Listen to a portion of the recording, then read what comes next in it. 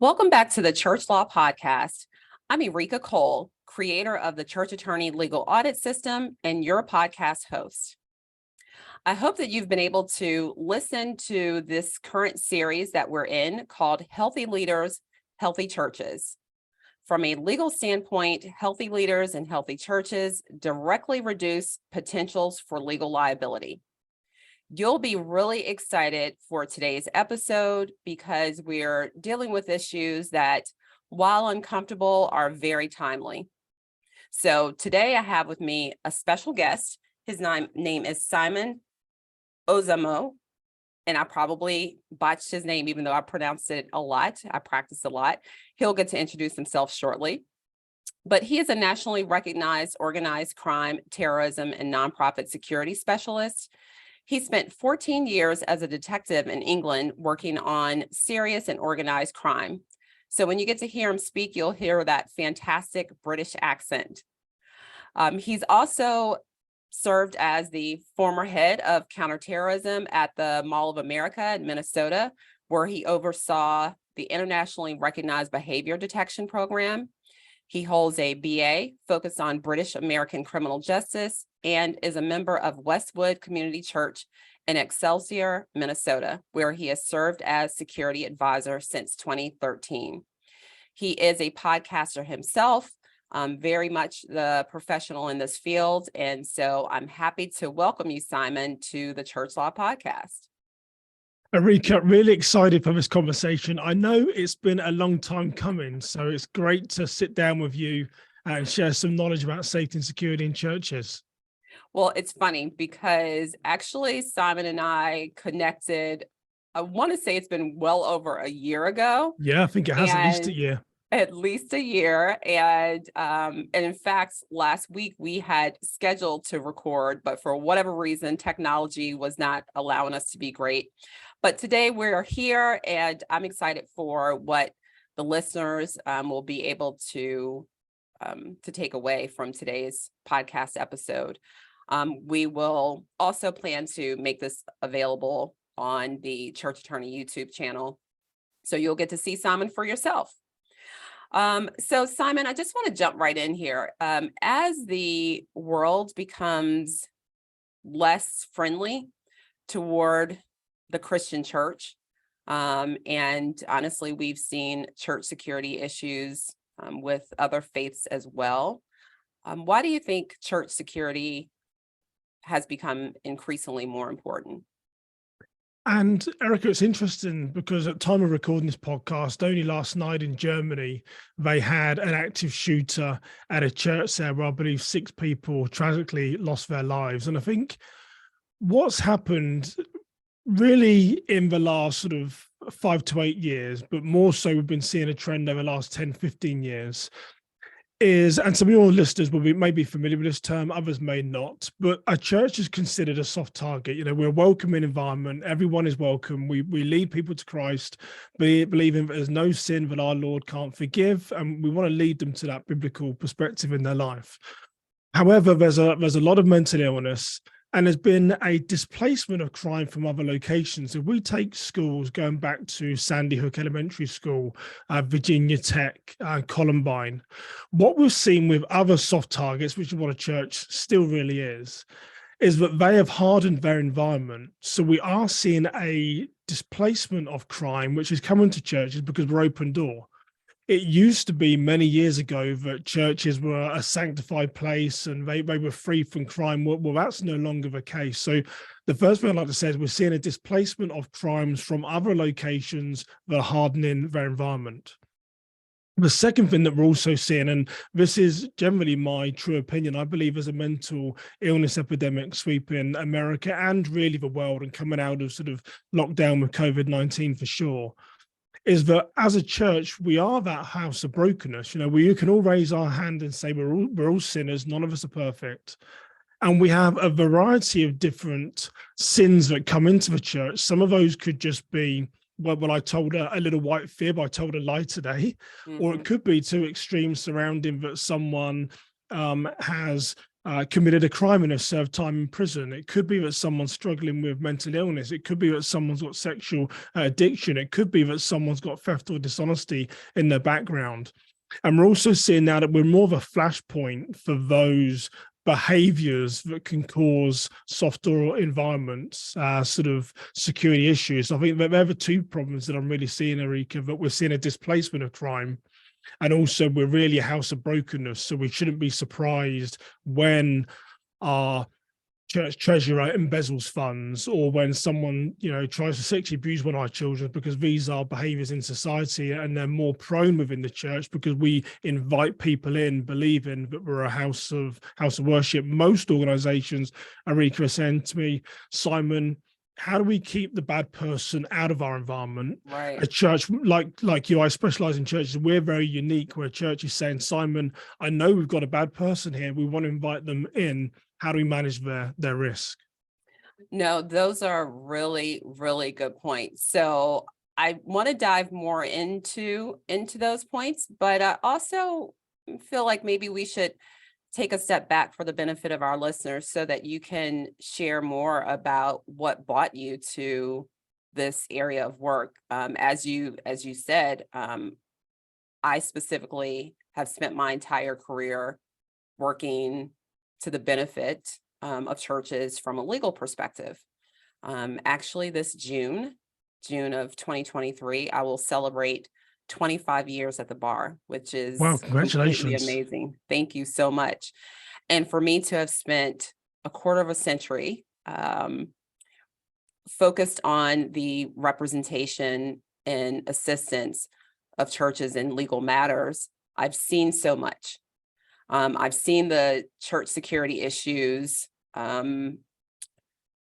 thankfully, while they're very tragic examples of church shootings, as you were alluding to, and as I want to dive into, there are many other kinds of examples of the security issues that happen at church. So as we go down that road, tell us just a little bit more about what brought you to this avenue of working with churches on security matters. Yeah, that's a great question, and I'll give you the elevator version because it will take longer than this podcast. But for your listeners, obviously you picked up on, I'm not American by birth. I'm now an American citizen, so technically, I guess I'm a British American, Erika.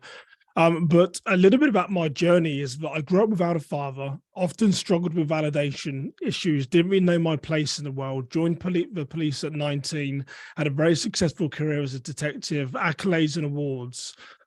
And everything I was doing was really for me, thinking, well, Simon's done all these things, because I felt I had to prove myself in the world. I was really searching and seeking validation from a father that I never had, and then later realized that God was always in my life. And when I immigrated here to America in 2011, I was head of counterterrorism, and I got invited to talk at an event in Disney where I was talking to the NHL, NFL, Major League Soccer before there's even Major League Soccer. It was a national sports event. And actually my phone rang when I was there, and someone said, Simon, we know you're a Christian. We know you're a security expert. Can you come and talk to this church about safety and security? And this was, 2013, I think this was. And I said, well, I can do, but I don't really know what is church security. Does the church even need my help? And it was really funny because I went there one Wednesday evening, and maybe it's like some of your listeners, Erika, I'm not too sure everyone could really understand my accent. I could see some people were really looking. And I left there that Wednesday night really knowing two things: that there was a real need for biblically based security risk management, and biblically based is a key part of who I am. And the second was that really the Lord put it on my heart that, Simon, you've been searching for your place in the world, and this is really your place. I want you to use the skills and the gifts, the abilities that I've given you, and I want you to protect my churches. And it was a real wow moment. And then from there, as you know, Erika, I helped one church, that led to another church. Then people liked my biblical perspective as to how we deal with safety and security. And then I started to go across the country, teaching other churches. And that's really how it sort of came about. And there's many different sort of skews or verticals, if you like, where the Lord could have could have asked me to serve, but he really said, serve my churches. And since that day in 2013, we're now coming on to a decade. That's really what I've done tirelessly, is do what I can to keep houses of worship safe. So that's the short elevator version, Erika. That's beautiful. That's beautiful. I'm so grateful that God meets us where we are, and he has a beautiful way of just escorting us. That's very much my testimony, escorting me toward my purpose. And it sounds like you have that same experience. So you said some big things there. First of all, thank you, and thanks to all of the people who serve churches as a part of volunteer security staff. We're very thankful for all of the police officers who also are often a part of the team of service. So everyone who's a part of church security, including the leadership that ensures that there's church security, we're so thankful for you and trusting that this particular episode is of help to you. I think it's very interesting that, of course, we see very disheartening bombings of churches. And I say churches, but unfortunately, we've also seen this with mosques, with synagogues, shootings, and of course, those are very horrific. I just want to also highlight that, so that listeners don't think, well, A, this couldn't happen to me, or B, this has never happened to me, which again, of course, we hope that is the case. But when we talk about church security, it is broader than shootings and bombings, right? So from my perspective, it's also things like vandalism, which we've seen and seem to be increasing. I would include things like picketing. I've been a part of assisting churches where they've been targeted and picketed based on certain biblical beliefs. I've dealt with a lot of issues around disruptive people in the church, right? So whether that's visitors or mental health issues, but someone causing a clear disruption in the church, I would put that under, church security matters. So what are some of the kinds of issues that you would want churches to have an awareness of? And is my perspective correct that it's not just one of those things that can happen to some big church over there? Yeah, and actually, so I want to take your first part of the question, then come back to the second one. So you're absolutely correct. There's a whole variety of things the church could be acceptable to, but you said something there, Rika, which is really profound. You mentioned the sort of a denial, and I want to address that. So in 2017, at First Baptist Church in Sutherland Springs, tragically, an armed gunman went in and took 26 lives within the community, injured another sort of 24, 25 people. There's around 50 people injured as a result of that. The pastor of that church, Frank Pomeroy, I interviewed him actually on my podcast and sort of become friends with him post. The day when the tragedy occurred, he wasn't at the church. He was at a pastoral conference in Oklahoma. And there's a real strong message here, Rika, because the night before, 26 people in his community were killed at the hands of an armed gunman. One of those was his 14-year-old daughter. Someone said to him at the dinner table, "Frank, are you concerned with safety and security at your church?" And it was really profound as to what happened next, because Frank said, "We're just a small church in Texas. Nothing is ever going to happen to us." The very next day, he had the active shooter at his church where his daughter was killed and 25 other people. So Frank will now talk about that denial of danger. That denial of danger is real. Within 24 hours, he said no, and that destroyed his community. So I just wanted to sort of make sure that your listeners really understand there is a real danger of the denial. But you're absolutely right. Being a house of brokenness, and also being a mass gathering and a place for the community, we are susceptible to vandalism. We are susceptible to car crime. One of my clients here in Minnesota is really struggling within their parking lot. We're already sort of 3 months into the year. They've had around 6 vehicles stolen from their parking lots, and we're trying to figure out why and how do we prevent it. There are divorce care clinics. There's people on the front desk where someone might come in who has mental illness or who's on drugs, and they're asking for money. And the church either has a policy where they'll give someone money, or they won't help them out. They might give them a gas card. People on the front desk, they are the front line. They're coming across mental illness. They're trying to de-escalate people. They're having to say, no, sorry, that isn't something that our church does, so we can't help you. And that person's getting aggressive towards them. So you're right, there's so many different things, Erika, that a church really needs to consider. And the first thing I often say to a church is write down all your programs, write down if everything is going on inside your church, and then just start asking yourself some very simple questions. Say, well, what could go wrong? We have a Wednesday night youth Bible group with 200 kids inside the church. What could go wrong? We're hosting a public baptism at a local lake. What could go wrong? And I think by asking yourself those what can go wrong questions, it leads you to finding those gaps that you can then try to fill with some type of process to keep people safe and secure. So you're absolutely right. There's a whole cadre of things that a church is facing in the modern world. Well, and again, those details are quite troubling, especially as I consider the significant loss of life that we've seen through maybe not having a security policy or being able to have an active system in place. So let's turn our attention to what a proper, or maybe I'd even say ideal, right? I always like to start there from a legal perspective. If we want to say, let's make this as clean as possible, let's make this as ideal as possible, as useful as possible to a church, what would an ideal security policy, security action, security actions would you want a church to take? I like the word that you said there, Rika, about actions. I wrote a book many years ago called Securing Church Operations. And the first thing I tell people to do is identify and understand their security culture, because sometimes we try to create security programs that don't align with the church. The second step that I then have is to create a safety committee. So I think one of the actions that I would encourage all churches to do, whether you have 60 people in your congregation or whether you're a large mega church with a couple of thousand, is create a safety committee, create a group of individuals that know and understand risk. This could be your lead pastor.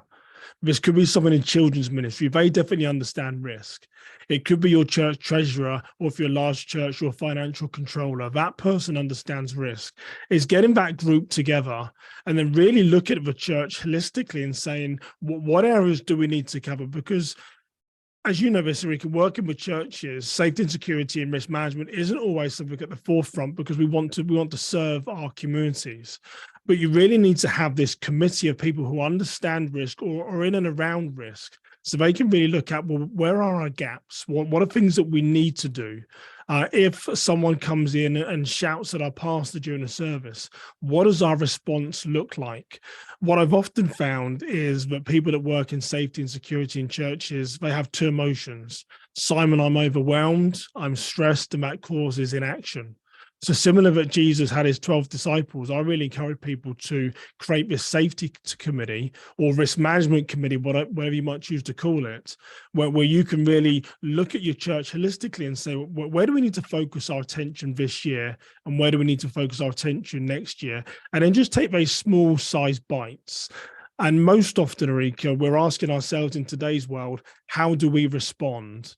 And that committee can then look at, what does our safety response look like? Is it, you mentioned, is this a retired police officer who could be in our community? Do we need to train some individuals, volunteers to respond? Is it going to be someone on pastoral staff? But sort of having a safety committee and then looking at, well, how are we going to respond to these incidences? Jesus was preaching in a synagogue and a man shouted out towards him, so we're going back thousands of years. If it could happen to Jesus in a synagogue, could someone walk inside your church one Sunday morning, shout and scream at your pastor? What does that response look like? So hopefully, I don't know if that helps in any way, Erika. No, I appreciate that, Simon. That is very helpful. I think there are several things I'd want to make sure that we at least touch upon here, as we're already running out of time. This goes quickly.